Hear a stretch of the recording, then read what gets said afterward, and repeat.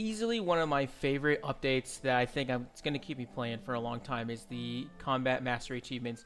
And unfortunately, they hit a delay of February 17th, 2025.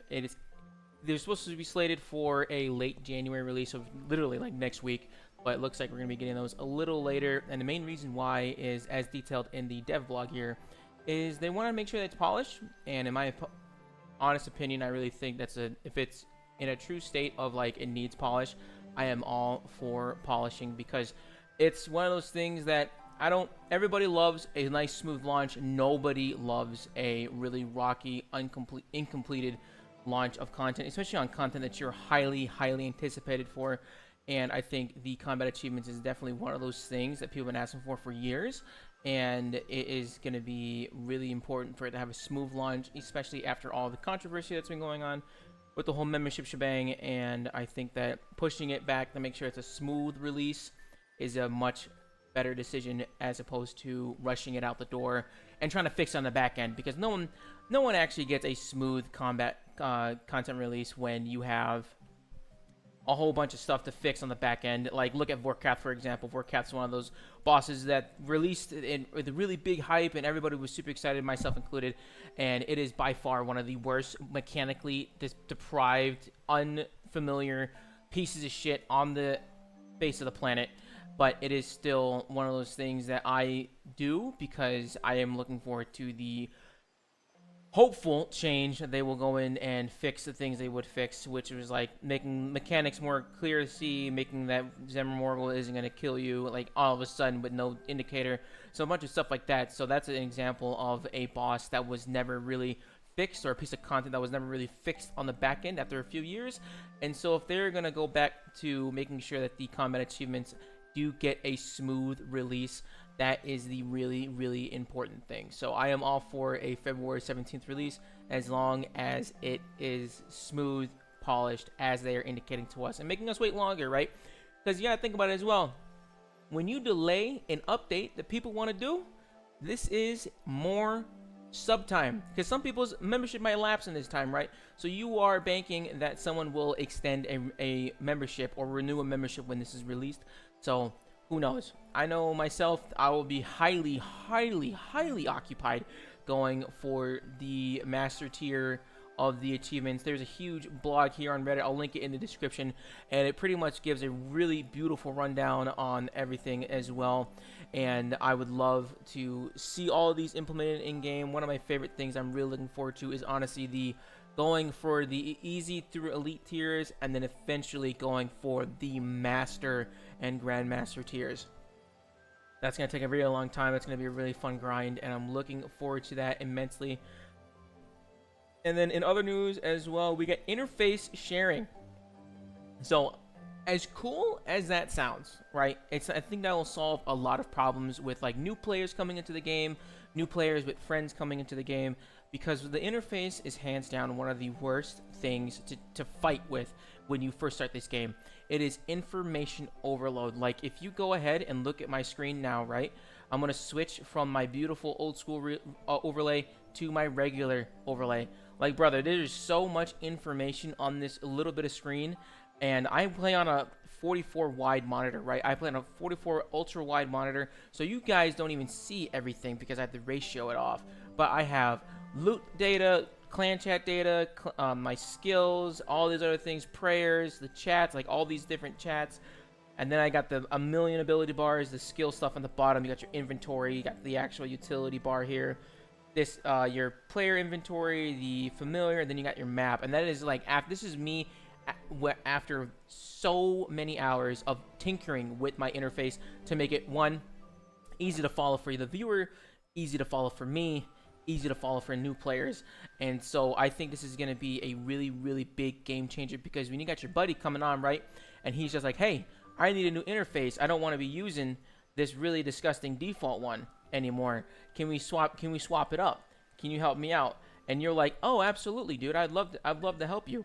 And all you gotta do now is just take your interface and share it to him. But the problem now is I'm worried that people who play on different monitor sizes, because you got people playing on like laptops. You got people playing on ultra wide. You got people playing on regular, like 28-inch monitors, 32-inch monitors. So the ratios might be off. I'm not a huge tech nerd. I might be completely off of that, but I think that would be a road bump that they may be running into. But if they have figured out a way so that the aspect ratio of the actual interface itself isn't that big of a problem, I think that will solve a lot of things, and I'm very excited to see how that actually turns out, because yeah, the interface is a hurdle in itself.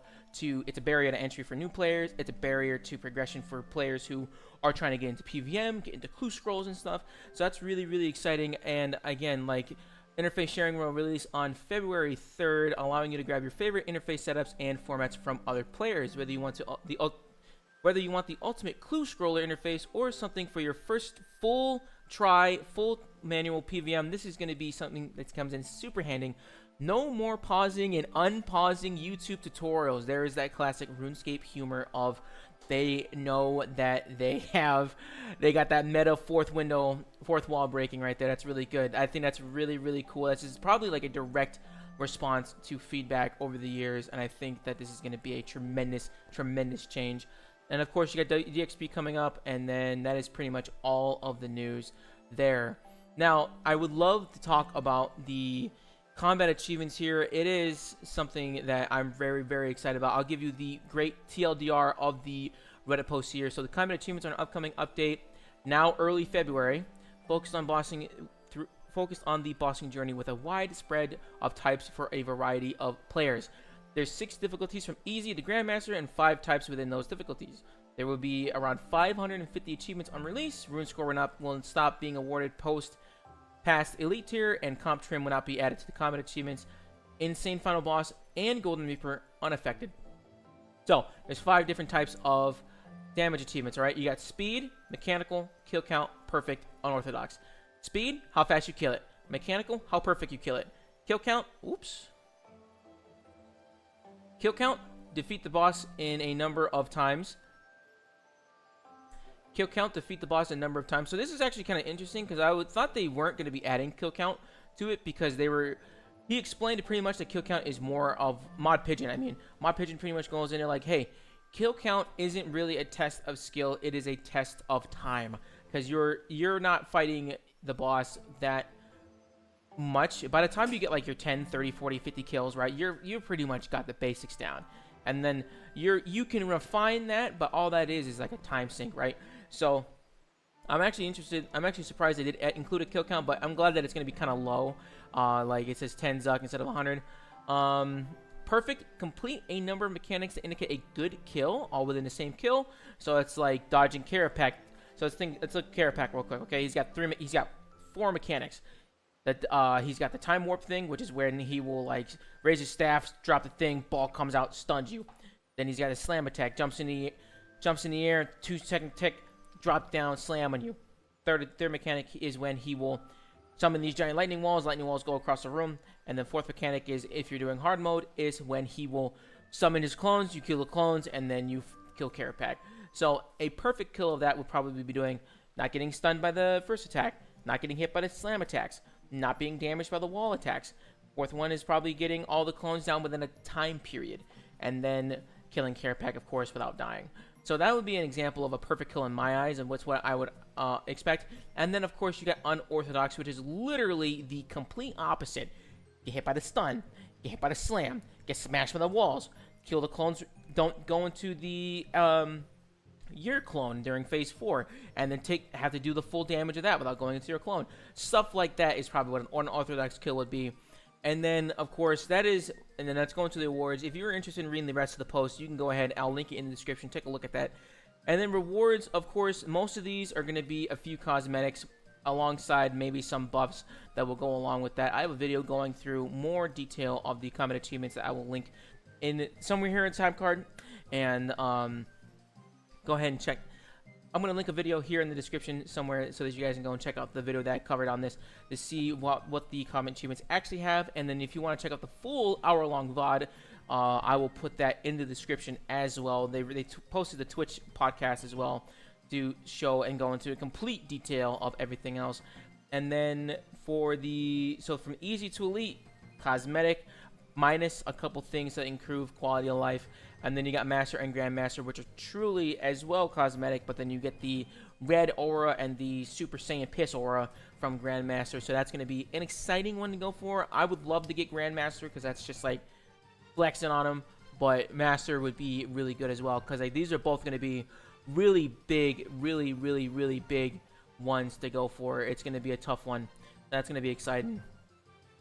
And that's pretty much covers that. That covers the news on the new combat achievement update, and it gives a little TLDR on what the combat achievements are. Appreciate you stopping in. Hope you enjoy your day. If you enjoyed it, leave a like, comments if you're going to be going for the combat achievements as well, and I would love to hear your feedback. If you like, this is a little different from what I usually do, but I am very passionate about these things. I'm very excited for it. So I've been watching this very closely, and it's a huge bummer that it is delayed, but if it is for the greater good of a smooth release, I am all for it. All right, please subscribe. Appreciate you. See ya.